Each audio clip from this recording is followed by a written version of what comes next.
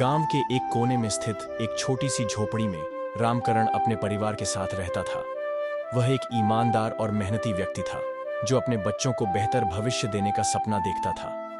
लेकिन गरीबी और हालात ने उसे कई बार तोड़ने की कोशिश की। रामकरण एक मजदूर था जो दिन रात मेहनत कर अपने बच्चों को पढ़ाने की कोशिश करता था।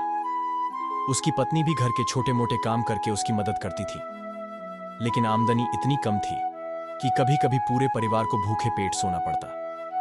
उसका बड़ा बेटा अर्जुन पढ़ाई में बहुत होशियार था। वह हमेशा अपने स्कूल में अव्वल आता और अध्यापक भी उसकी प्रतिभा की सराहना करते।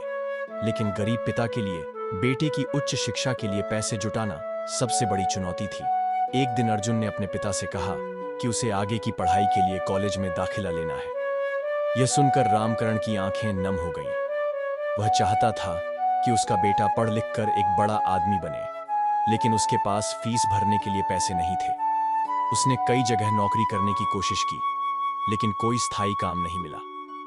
गांव के जमींदार से मदद मांगी, लेकिन उसने सूदखोरी के बदले जमीन गिरवी रखने की शर्त रखी।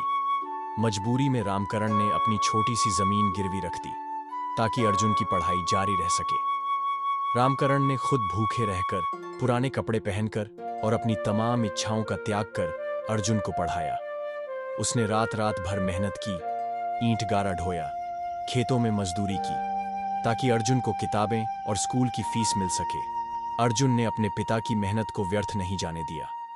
उसने लगन से पढ़ाई की और स्कॉलरशिप प्राप्त कर ली। कुछ वर्षों के भीतर वह एक सफल इंजीनियर बन गया। अब उसे एक बड़ी कंपनी में नौकरी मिल गई थी। जिस दिन अर्जुन की नौकरी लगी, उस दिन रामकरण की आंखों में आंसू थे, लेकिन यह खुशी के आंसू थे। उसका संघर्ष सफल हुआ। उसने अपने जीवन में जो त्याग किए थे वे बेकार नहीं गए।